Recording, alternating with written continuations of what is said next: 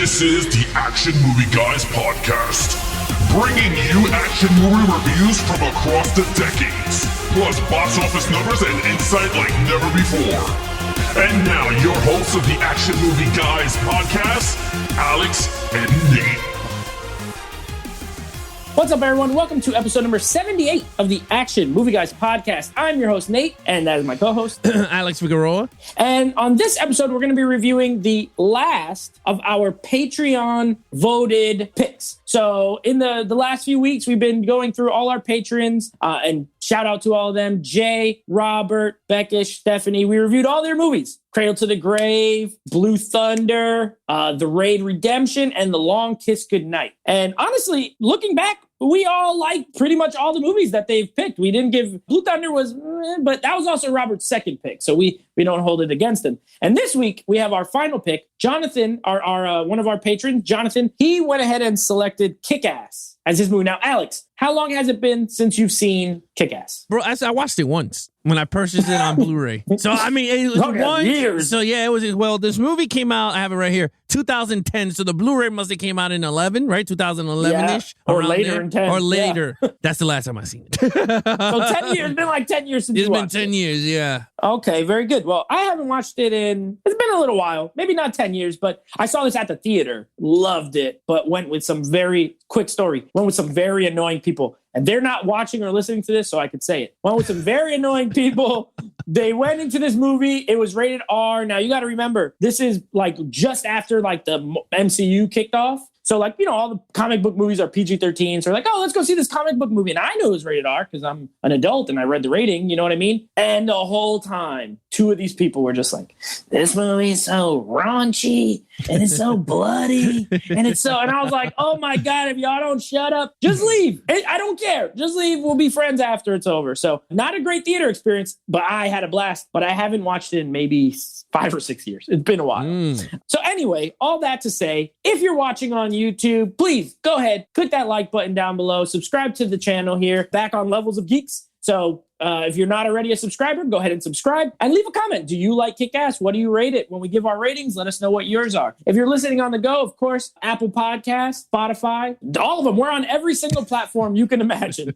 Go ahead, make sure you have the auto downloads turned on. That way, when we drop new episodes Thursdays and Saturdays, you get them right to your phone and you don't even got to worry about it. You can listen to us on the go. All right. Now, Alex, box office. I'm interested to hear this one because, I look up the Rotten Tomatoes. You look up the box office. I have no idea how much these movies made until you say it. I wonder how well this one did and what the budget is. That's kind of what I want to see. So take it away. Yeah, so all right, here we go. The box office numbers for Kick-Ass from 2010 are domestic, $48 million, international, $48 million, on a worldwide total of $96 million on a budget of $30 million. Okay. So that's the key. I mean, it made 3 times its budget, which is pretty good. That's why we got a sequel. I always wondered, and we're not going to be reviewing the sequel, and I didn't really love it, but I never seen it. It's not as good. I'm going to watch it, but yeah, it's worth it if you've never seen it. But this is why it came, and probably did well on video. Yeah. I think this was I'm not surprised you said in the 40s because Scott Pilgrim came out around the same time and also didn't make a ton of money at the theater, but did really well on DVD and Blu-ray. And I bet this is the same thing. I bet Kick-Ass did well on video. All right. As far as Rotten Tomatoes scores, this is a very well-reviewed comic book film from 2010. It has a 76% critics rating. So critics enjoyed it. And it has an 81% from audience. So the reviews are good. Most people like it. This is, of course, based on a comic from Mark Miller and John Romita. So this is not Marvel. This is not DC. This is from the guys who, Mark Miller, he did, of course, Wanted, another one of his comic books that got turned into a movie, Kingsman, more recently, and directed by Matthew Vaughn. So there's a little backstory. Who cares about those critic scores? Because we're going to give you our scores. And Alex, when I host, you go first. Lead character, Dave Lazowski, a.k.a. Kick-Ass. What did you think? I liked him. I thought he was... So, it's funny. He reminded me of Peter Parker, right? Yep. He was a Peter Parker. I mean, this story was just like Spider-Man. Weird, like, right? He narrates the story, and then he's like the main lead. Hey, I liked him. I thought it was pretty cool. He was funny. He got his ass whooped. It was funny because he's like every geek Not in a bad way, but he's like every geek out there. He reads comics, and it's kind of true. Why is there no superheroes amongst anybody? Like, it actually makes sense. And I liked it. But I think what made Kick-Ass, and I don't think it's much him. To me, I felt like it was the cast around him. From Baby Girl, or I hope I said her name. Hit Girl. Mindy. Yeah, her. Hit Girl, yeah. Yeah, and then Big Daddy, which was played by Nicolas Cage.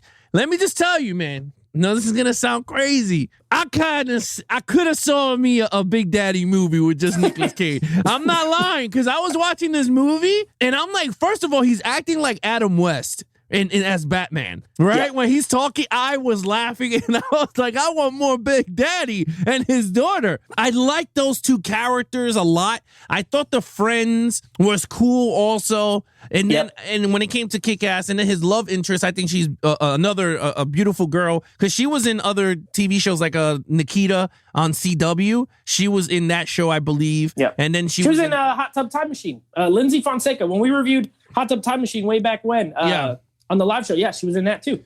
Yeah, her and the guy with the glasses, right? With the long Clark hair? Duke. Yeah, that dude was there too. So I enjoyed him. I gave him a 4 out of a 5. Very good. Yeah, and quick note, this is a great cast. Like, for a lower budget, and it's full of people that I feel like later went on to become more famous. Not Nicolas Cage. Nicolas Cage was already a big... He's probably the biggest name in the cast, to be honest with you. Because Mark Strong was still relatively newish, right? Oh, he's good, He's great. And you have Christopher Mintz-Plasse, who is in like Superbad and some comedies, but not a huge name, right? Aaron Taylor Johnson, who plays the main character, he was really like a nobody at this time. Chloe Grace Moretz was a little kid, so she was just kind of, still getting started, only had kid roles before this. And then you got Omari Hardwick, who's a good, he plays the friend, the black cop who ends up adopting her. He's a great actor. It's just a really, really good, strong cast throughout the whole thing. Evan Peters, Clark Duke. I don't really like Clark Duke. I hate him, kind of. The friend with the glasses. Yeah. He's the kind of actor who thinks everything he says is funny. It's like, it's not that funny, bro. Relax. But he is fine. Whatever. But yeah, I agree with you. Anyway, I gave him a 4 as well. I love the character. I think, his thought process. I'm right there with you. Like, the thought process is there. Like, hey, what the heck? We read all these comic books. Why hasn't anyone just tried to, fight crime in a suit? You know what I mean? So it's logical. It makes sense as far as why he would try. And then he's like a terrible superhero, which leads to a lot of comedy. You know what I mean? Like, he can't win a fight. He gets stabbed. Then he gets hit by a car.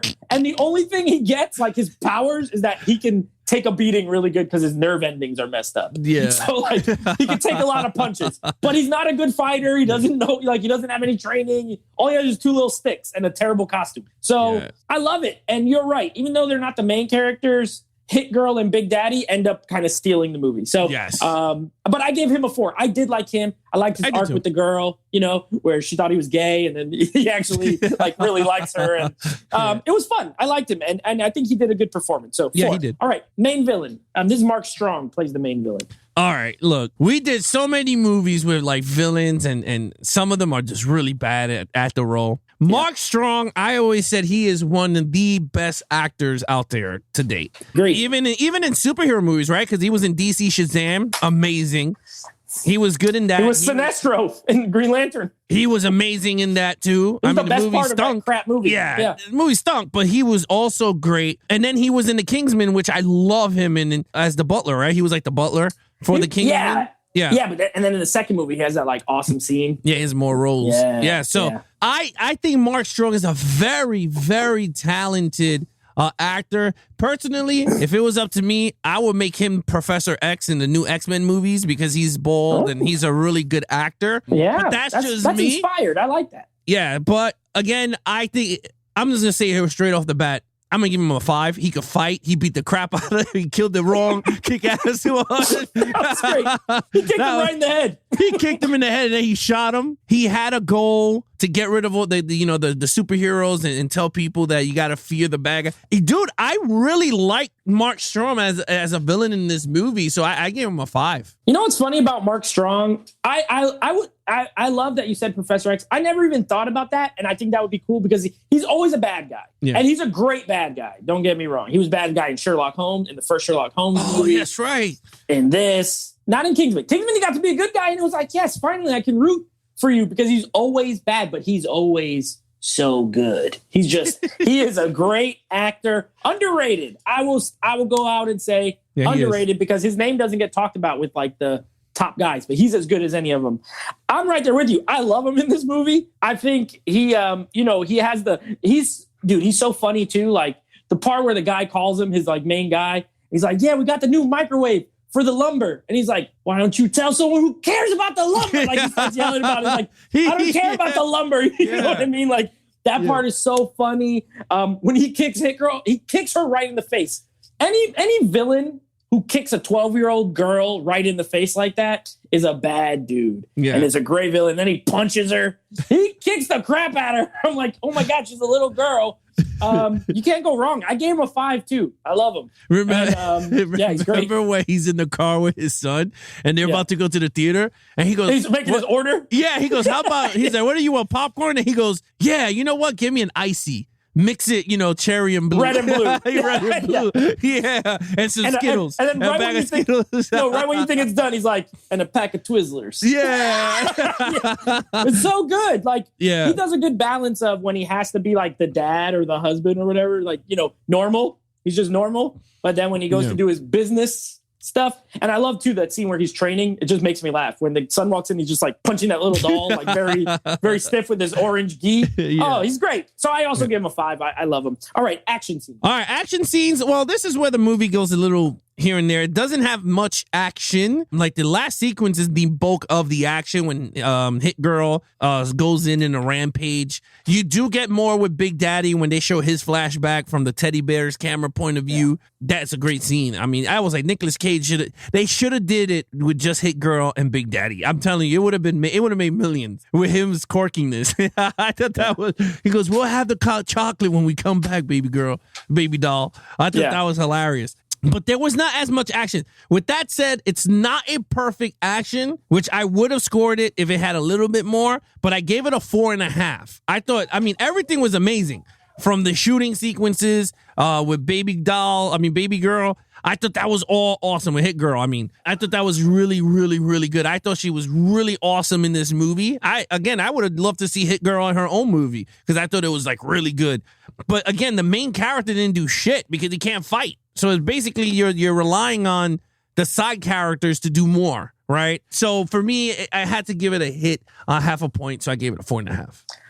Well, that was still nice of you. I gave it a 4. I agree. There's not a lot of action. The movie's about 2 hours. Yeah. And there's about 4 like legit action sequences. Yeah. And some of them are short. Like the Big Daddy scene's short, but it's what I like is Matthew Vaughn, the director of this. He knows how to always make the action scenes look cool. Like it's just his thing. In X-Men First Class, there's some cool action scenes.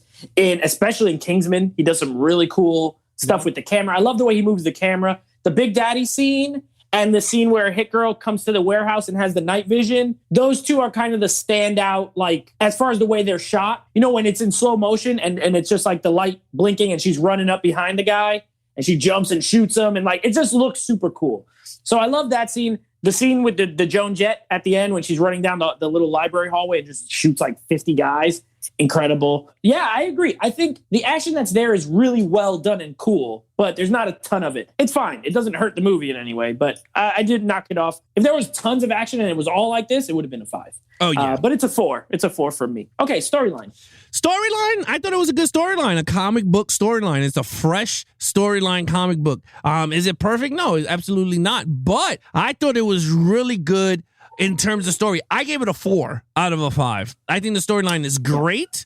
I don't think it's perfect. I don't know what part 2 is about. I've never seen part 2, so I can't do a deep pick on both. But in terms of the first one, I enjoyed it. I liked it a lot. So I give it a 4 out of a 5. Yeah, I have the same score. Also a 4 out of a 5. We're pretty much in sync here. So it's good. Like we mentioned before, makes sense. It's logical in the sense of you could believe someone nerdy or whatever might try to do something like this. You know what I mean? Yep. And then I love all the references to comic books. That's like, even like John Romita, who worked on the comic, like one of the guys in the news, his last name is Romita. Like they threw in all these little things and these little nods, the Spider-Man references, where he's like, you know, Spider-Man gets the girl, but Peter Parker doesn't, you know, pretty much like all that kind of thing. When he he's coming in the window. When he took a photo of the of his body and he was like, "Ooh, adamantium." Oh yeah, he's like, I look like freaking Wolverine. Yeah, because he has all the metal in his X-rays. Yeah, like all that. I love all those references. It's funny, you know, the movie's funny. It's well written. It's good. It's a really good movie. I also gave it a 4. All right, overall, overall, I absolutely love this movie. I haven't seen this in ages. I think that's a good thing, right? When you go back, and now I find that this is a gem in my arsenal that I have it on Blu-ray with the slip, and I'm like, yeah, this is cool. Now I want it more. I want a 4K version of Kick-Ass. I'm not going to lie, dude. I want to see Big Daddy in 4K. I think Nicolas Cage was awesome in this movie. I think I think she and her dad stole the show for me in this movie. The main dude, Kick-Ass, he was cool. I thought he was funny at times, but he was cool. He had that Peter Parker voice. So I was just a little, it is what it is. His friends were cool. His love interest was cute. I was like, all right, that's cool. But then the villain side, I thought it was hilarious. Mark Strong was like tough, but then he became comical. I thought that was really funny. I thought his son, which was played by Superbad, the guy who McLovin. McLovin. I thought Red he Mist. was the Red Mist. I thought he was really good, and it felt like a superhero, right? He became friends with the hero, and he backstabbed him to get what he needed. And I thought that was cool. Again, this movie in a whole is really cool for anyone out there that never seen like a unique, underrated comic book movie, right? Like it doesn't get as much hype as the Marvels and the DC because this is a one-off, I guess. I mean, it has another movie, but it's, you know what I mean? It's not like a franchise. Yeah, it's not like a big franchise. So with that said, I'm going to give it a 4 out of a 5. I think this is a great movie. Yeah, listen, you're right. I agree with everything you said. There's so many funny scenes. Like, even I haven't watched it in a while, but like when I was watching it, I was like, oh my God, I remember this part's coming up that I love. Like when Red Mist is standing on the dumpster and he jumps off. He's like, oh, and he's not even that high. And he like hurts his ankle or whatever. That part's hilarious. When they're trying to figure out like who to sacrifice. And he's like, Tony. He's like, yeah, I hate Tony. We hate Tony. And then they end up, you see on the news that Tony or whatever got busted for the thing. Like, there's so many good parts. When the black guy steals the bazooka, he goes to get the bazooka. That part's hilarious. When the mom caught the aneurysm when he was telling the story and she died. My God. Yeah, it's kind of dark, but it's like pretty funny. Yeah. She just like falls on the table. That was funny. Yeah, it's got some dark moments, which is why I think it never had that huge appeal because it is R-rated. Some of the humor is a little bit, dark, but it's okay. If you're cool with that, cool with a lot of murder and blood and violence and gangs. And you know what I love too? Like the villains are gangsters, not like super villains, not like, oh, you're a superhero, I'm a super villain. They're just like mobsters. I always love when they mix that kind of thing. It's why I love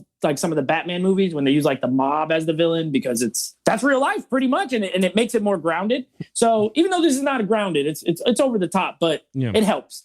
So yeah, I remember when he goes, I know how to draw him out. And he goes, what? And he goes, I know how to draw him out. And then he gave him a whole list. He goes, are you freaking kidding me? I need these things. He goes, are you freaking kidding me? Yeah. It's a list of like superhero stuff. When he first comes out with that horrible wig, I laugh every time. It's like, what is this man wearing? I don't know. And you know what else I love? Small detail. When they show Nicolas Cage putting on his black eye makeup because the mask, right? Like it's like a Batman mask, right? Yeah. And Batman in the movies, you could see it's painted black, but when he takes off his mask, it's not. And in this movie, he literally paints, they show him painting the eyes. And I think that was like a little jab at and like then he Batman. puts the mustache to put the handlebars. Yeah, it's so good. I love Nicolas Cage in this too. I love Chloe Grace Moretz in this. I gave it a 4. I don't think it's perfect. It's a little long. They could have cut some stuff out. The humor works though. The action scenes are fun. 4. So what is your total score?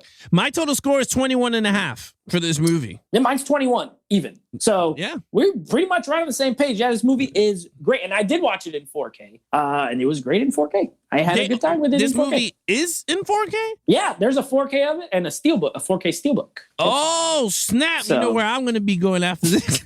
I'm picking it up. Going online. You're damn right. Picking it up. Yeah, so you can get it on 4K. So anyway, that is the end of our Patreon voted movies. Next few episodes. Here's what you're going to be getting next week. You're going to get Rush Hour 3, aka Rush Hour in Paris. And then we're starting Mel Gibson month with a movie I've never seen. I'm very excited. You know, I always love watching new movies I've never seen, but for some reason, I'm very excited for Mel Gibson month because we're starting off with Tequila Sunrise, which is Mel Gibson, Kurt Russell, and Michelle Pfeiffer. I've never seen it, bro. I've never seen it either, but just based off the cast, I'm super in. I can't wait to watch it. And then we have what's the rest of the? We got Braveheart got voted. These were all voted on by the fans. We Were Soldiers, and then the one I want you to watch so bad, Bloodfather. Can't wait for Bloodfather. You're gonna love it. I think. I hope. Well, I never seen Tequila Sunrise. I never seen We Are Soldiers. I never seen Bloodfather, and I own like every copy of like Braveheart because that's like my favorite movie.